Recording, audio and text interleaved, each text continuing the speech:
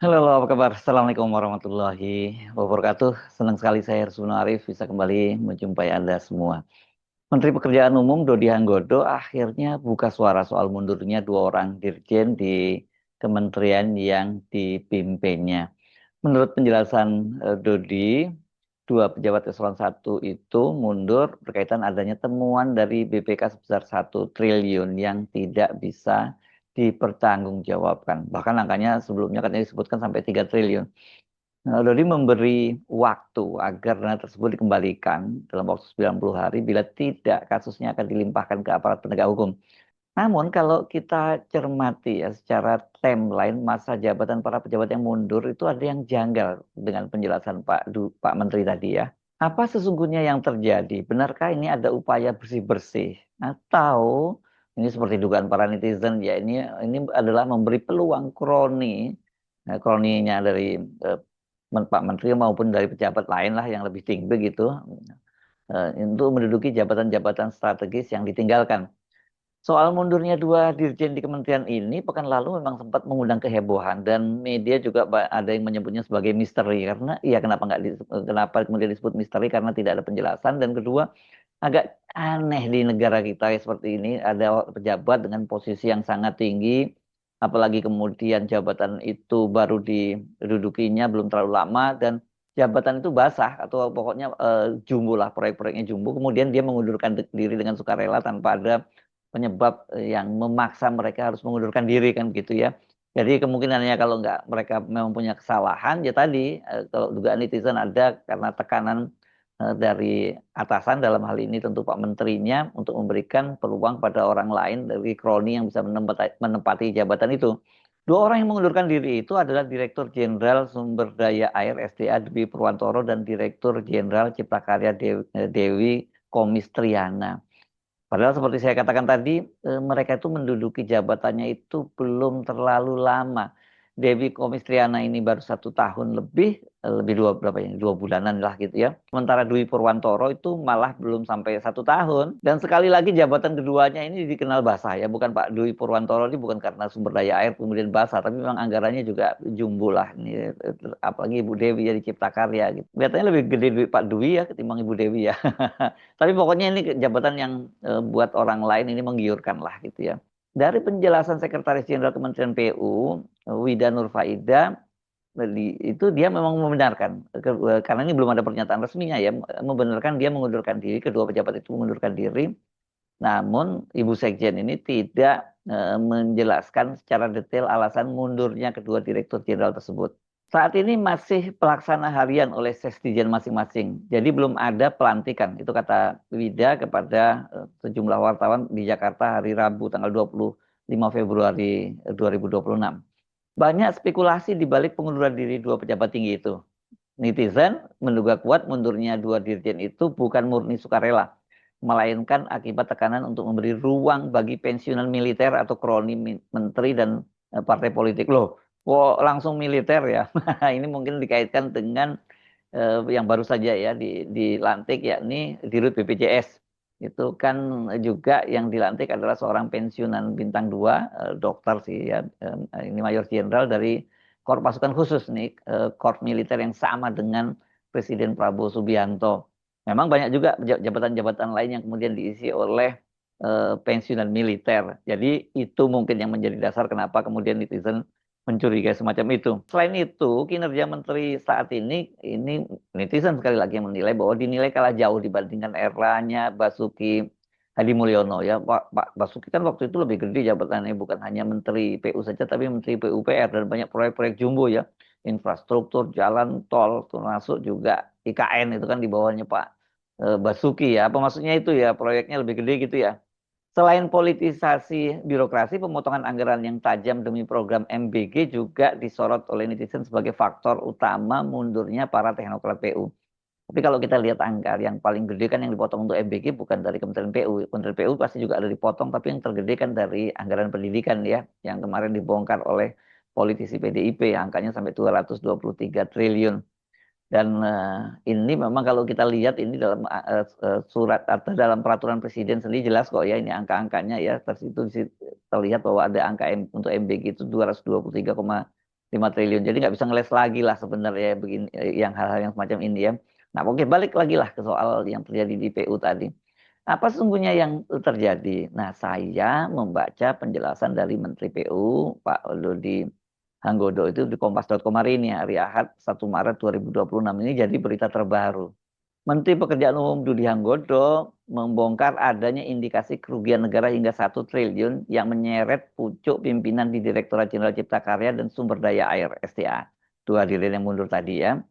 Nah, dia menjawab ketika dia baru selesai meninjau kesiapan jalur mudik di Semarang. Menteri PU menegaskan langkah itu merupakan bagian dari instruksi langsung dari Presiden Prabowo Subianto untuk membersihkan kementerian dari praktik korupsi. Wah, ini jadi atas nama Presiden dong ya. Dodi kemudian menjelaskan kronologinya. Katanya mereka itu kementerian yang dipimpinnya mendapat surat cinta ya dari BPK. Ini sejak awal tahun 2025 katanya. Badan Pemeriksa Keuangan itu telah melayangkan 2 kali teguran keras terkait temuan penyimpangan anggaran di Kementerian PU. BPK berkirim surat ke saya 2 kali. Januari 2025 dicantumkan kerugian negara hampir 3 triliun.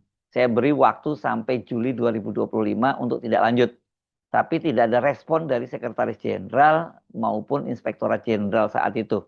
Waduh, kalau Sekretaris Jenderal sama Inspektorat Jenderal, terutama Inspektorat Jenderal yang harus turun tangan mengenai nggak ada tindak lanjut dan yang memerintahkan menteri, wah ya serius dong, kita bisa curiga bahwa mereka juga terlibat begitu ya. Surat kedua itu datang pada bulan Agustus tahun 2025. Nah, angka kerugiannya sudah menyusut menjadi sekitar 1 triliun, mungkin sudah ada yang mengembalikan. Dan BPK merekomendasikan pembentukan majelis ad hoc dan tim satgas untuk percepatan pengembalian aset. Oh, rupanya kalau temuan BPK itu rekomendasinya kembalikan aset-aset yang hilang itu ya, atau yang ditilep mungkin ya. Lambatnya respon birokrasi internal membuat Dodi Hanggodo memutuskan untuk mengambil alih komando pembersihan secara langsung. Ini dalam bahasa dia itu potong kepala ularnya ya, atau potongin kepala busuk gitu istilahnya ya. Jadi bukan sekedar ekornya, langsung kepalanya, karena kepalanya busuk, kepalanya yang dipotong gitu ya. Dia mengakui adanya kegundahan hati karena sapu yang dia gunakan selama ini, yakni Inspektorat Jenderal, disinyalir tidak sepenuhnya bersih. Saya tidak bisa membersihkan rumah kalau sapu saya kotor. Saya melihat di Inspektorat Jenderal pun tidak semuanya bersih, kata dia. Nah, terkait mundurnya Dirjen Cipta Karya Dewi Komistriana dan Dirjen SDA Dwi Purwantoro tersebut, Dodi menampik adanya pencopotan paksa secara mendadak. Dia menyebut proses tersebut berjalan sebagai konsekuensi dari data awal audit yang dia paparkan langsung kepada yang bersangkutan. Oh, rupanya audit ini langsung dipanggil ya orang-orangnya, dijelaskan gitu ya, dan diberi ultimatum gitu. Pada saat data awal saya sampaikan, mereka lebih baik memilih mengundurkan diri. Ini sesuai arahan Pak Presiden, kalau tidak sanggup bersih, mundur atau dimundurkan secara paksa. Modus dan langkah hukum, meski dia enggan memperinci secara detail modus operandi karena proses audit masih berjalan, tapi Menteri PU memastikan transparansi dengan membentuk tim khusus yang dia sebut sebagai lidi bersih. Lidi, kenapa nggak sapu? Sapunya kotor ya, diambil lidi-lidi. Jadi berarti ini diambil dari sapu yang kotor, tapi yang kotor tadi, tapi ada lidinya yang bersih gitu ya. Tapi lama loh Pak kalau memakai lidi membersihkan tuh ya, membersihkan lantai yang kotor. Tim diperkuat oleh 3 personil yang diperbantukan langsung dari Kejaksaan Agung. Oh, ini melakukan outsourcing ya dari luar ya. Saya kasih waktu 90 hari. Kalau 1 triliun rupiah ini tidak segera berkurang atau dikembalikan, saya sendiri yang akan melempar kasus ini ke aparat penegak hukum (APH). Saya nangis kalau ingat angka 1 triliun. Bayangkan berapa jembatan dan jalan yang bisa kita bangun untuk rakyat, kata Pak Menteri. Ini digambarkan oleh Kompas, mata Pak Menteri ini berkaca-kaca ya ketika dia menjelaskan itu. Nah, namun di tengah kemelut internal itu, Menteri PU memastikan bahwa proyek strategis nasional tidak akan terhambat. Clear? Enggak juga ya, kalau kita melihat timeline-nya ada yang janggal loh. Menteri PU mengatakan dia menerima surat teguran dari BPK itu kan 2 kali. Yang pertama bulan Januari dan yang kedua bulan Agustus. Dua-duanya tahun 2025. Kalau kita telusuri dari profil atau riwayat karirnya, Dewi Komistriana itu dia baru menduduki posisi sebagai Dirjen Cipta Karya pada bulan Januari. Jadi pada saat Pak Menteri menerima surat cinta dari BPK, sebelum dia menjadi Dirjen, itu Dewi Komistriana itu ketika Kementerian PU masih bernama Kementerian PUPR, dia menduduki posisi sebagai sekretaris BPSDM, Badan Pengembangan Sumber Daya Manusia, Kementerian PUPR. Nggak ada proyeknya kalau di sini ya. Ya kalau ada proyek gede-gede kayak proyek Cipta Karya, SDA dan sebagainya. Ini perempuan kelahiran Bandung, tanggal 28 Januari 1971. Jadi sekarang usianya berapa? 55 tahun ya. Sebentar lagi pensiun juga ini ya. Ini adalah merupakan wajah lama di kementerian. Jadi dia pejabat karir kan. Dia memulai berkarir sebagai PNS di Kementerian PU itu selepas lulus dari Teknik Lingkungan ITB tahun 1994. Sementara kalau Dirjen Sumber Daya Air Dwi Purwantoro baru menempati jabatannya bulan Juli 2025.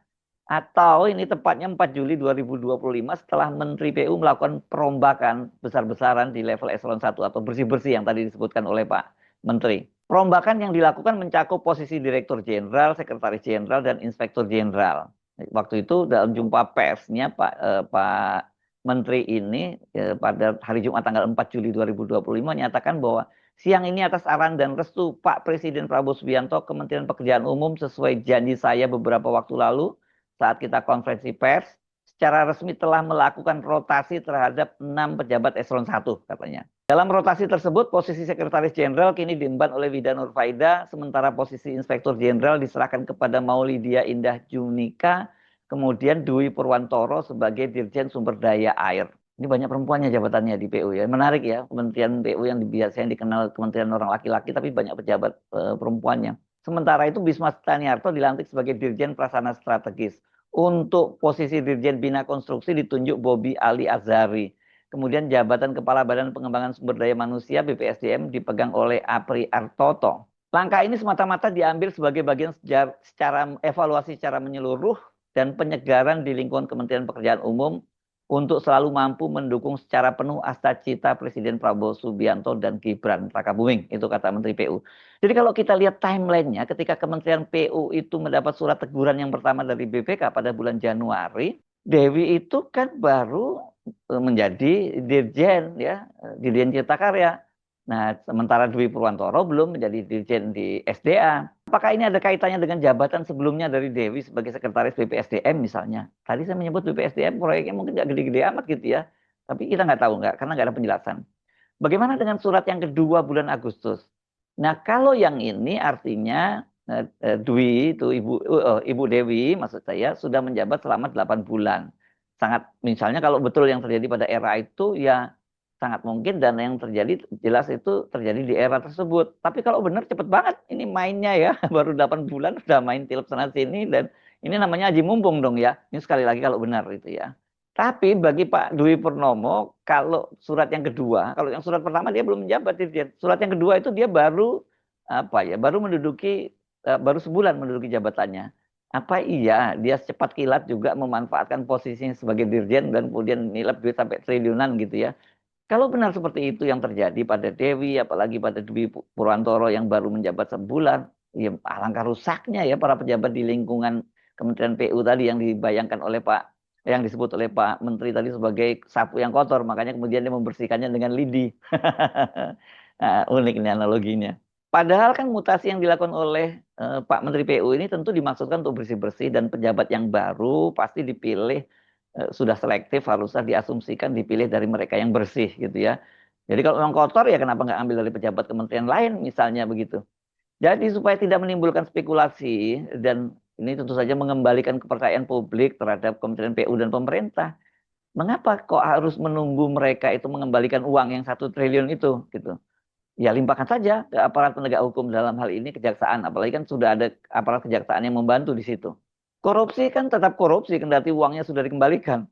Kalau seperti ini ya nggak bakal menimbulkan efek jerah dong ya begitu ketahuan korupsi balikin duit lu gitu nanti kalau nggak balik kalau duitin balik lu nggak gua persoalkan padahal ya maling atau copet aja kalau ketahuan itu walaupun barangnya sudah dikembalikan tetap saja diproses hukum dan lebih apes lagi mereka itu malah sudah digebukin warga yang jengkel dengan ulah mereka yang ini kok malah diberi waktu gitu ya.